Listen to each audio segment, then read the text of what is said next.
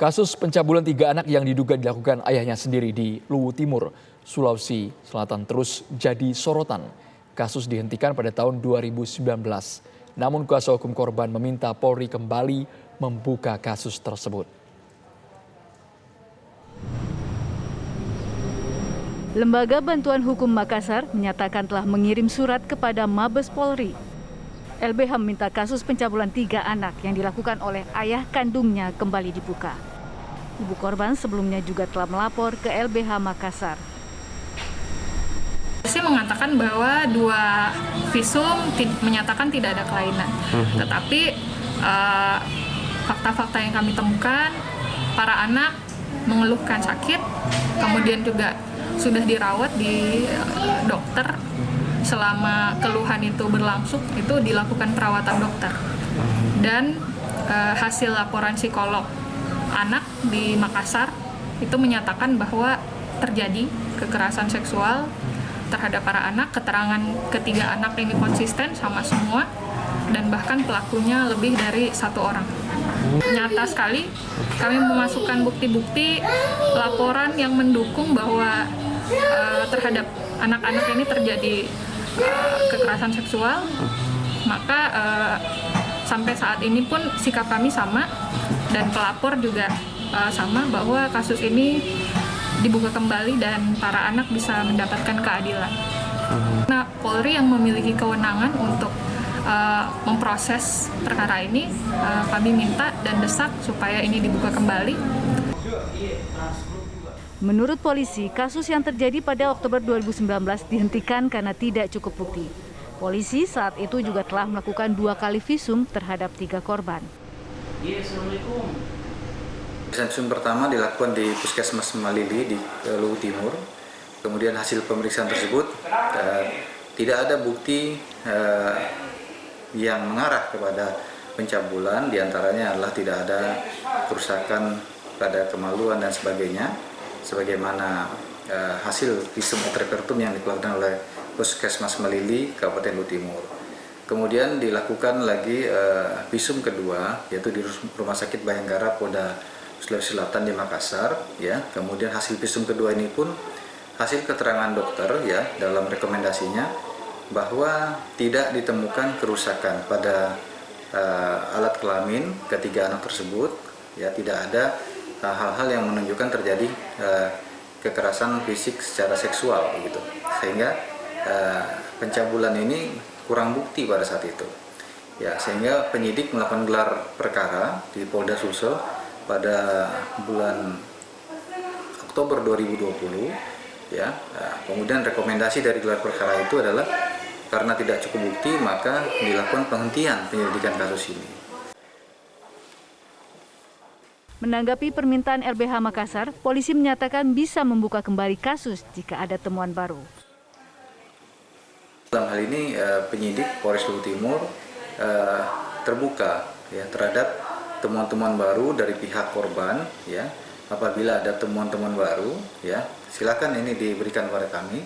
Ya, karena akan kita jadikan bahan untuk membuka kasus ini kembali. Artinya akan dibuka kembali ya Bang? Iya, mana kalau ada temuan baru ya atau novum dalam hal ini, nah kita bisa memeriksa ulang nanti. Kasus ini pun menuai perhatian publik setelah sempat viral di media sosial.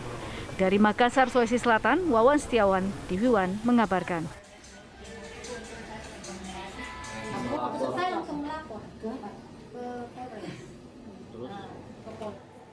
Pemirsa, untuk mengetahui perkembangan terkini dari kasus pemerkosaan, maksud kami pencabulan yang memicu viralnya tagar percuma lapor polisi ini, kita sudah tersambung dengan Muhammad Haidir selaku kuasa hukum korban. Assalamualaikum, selamat sore Bang Muhammad Haidir. Selamat sore.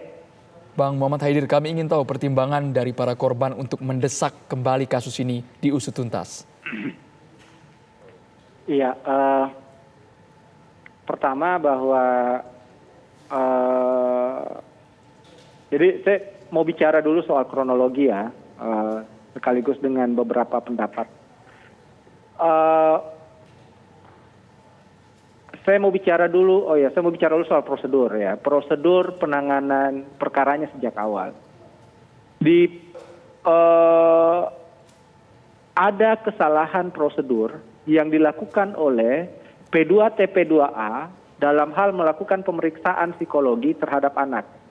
Jadi pada waktu itu ketika korban baru melaporkan perkaranya ke ibu korban ya, ketika ibu korban melaporkan perkaranya ke P2TP2A Luwu Timur, itu sudah langsung dipertemukan oleh bapak korban. Nah, sementara prosedurnya justru terbalik gitu. Harusnya ketika ada anak itu yang menjadi korban kekerasan seksual, dia harus dijauhkan dari pelaku harusnya gitu. Tidak malah dipertemukan. Ini malah sebaliknya di P2TP2A Luwu Timur. Nah, hasil pemeriksaan psikologis di Luwu Timur inilah yang kemudian digunakan salah satunya oleh Polres Luwu Timur untuk menghentikan perkara. Karena di hasil pemeriksaan psikologis oleh P2TP2A di Luwu Timur itu menyatakan bahwa tidak ada kekerasan seksual gitu. Nah, ini salah satu yang digunakan oleh kepolisian gitu. Selain juga keterangan-keterangan korban gitu, dan juga keterangan ibu korban. Itu pertama, ada kesalahan prosedur. Kemudian kedua, kesalahan prosedur kedua itu ada di Polres ketika melakukan pemeriksaan kepada anak. Itu. Anak diperiksa itu tanpa pendampingan.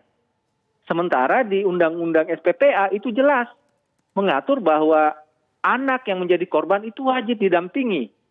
Tidak hanya oleh kuasa hukum, tapi juga oleh orang tua ataupun orang yang merasa dekat dengan si anak. Itu Bang Haidir, ketentuannya. Nah, hasil-hasil yang unprosedur inilah yang digunakan sebagai bukti untuk menetapkan ini sebagai dasar untuk menyatakan tidak ada bukti gitu. Yang saya maksud bahwa dengan begitu harusnya perkara ini dibuka dulu, diperiksa ulang anaknya, ya. Pada tahun 2019 tadi Anda mengatakan buktinya hanya hasil psikologi. Kalau untuk saat ini tujuannya apa? Keinginannya apa ini dari para korban dan kuasa hukum kalau buktinya sama? Tentu. Apakah akan melengkapi dengan bukti yang baru, Bang Haidir?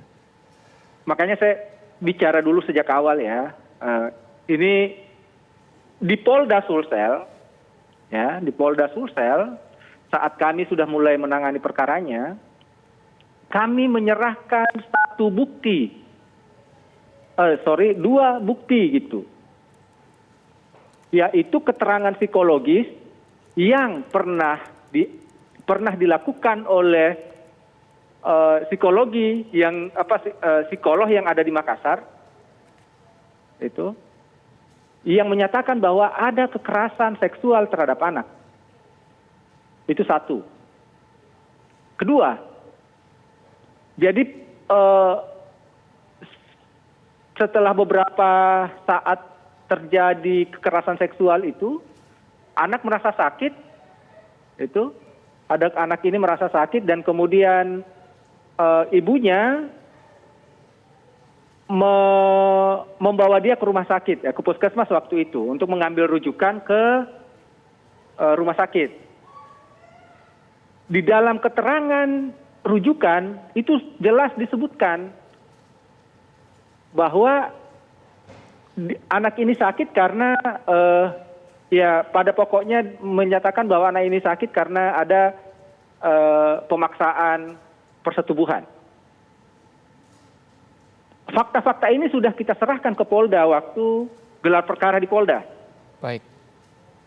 Nah, tapi kemudian ini tidak jadi pertimbangan Polda dalam mengambil keputusan. Itu. Jadi untuk saat ini Bang Haidir, jadi untuk saat ini Bang Haidir, tujuannya agar kasus ini dibuka kembali dengan alat bukti yang sudah dimiliki oleh korban, Bang Haidir. Langsung ke poinnya saja kita, Bang. Itu. Jadi gini, maksudnya. Yang punya kewenangan mencari alat bukti itu siapa sih sebenarnya? Kan polisi. Bukti yang kami punya sekarang adalah surat keterangan dari P2TP2A bahwa anak korban ini mengalami kekerasan seksual, telah mengalami kekerasan seksual. Hanya itu. Bukti-bukti lain sebenarnya bisa diminta oleh polisi dengan membuka kembali penyelidikan. Bukti apa itu? Rekam medis di rumah sakit, satu.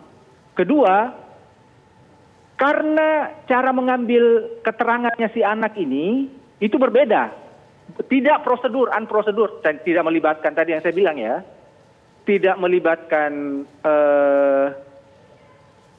pendamping yang harusnya wajib itu melibatkan pendamping. Itu tidak dilakukan, maka harus ada pemeriksaan ulang terhadap anak. Ini hanya bisa dilakukan dengan membuka kembali perkaranya.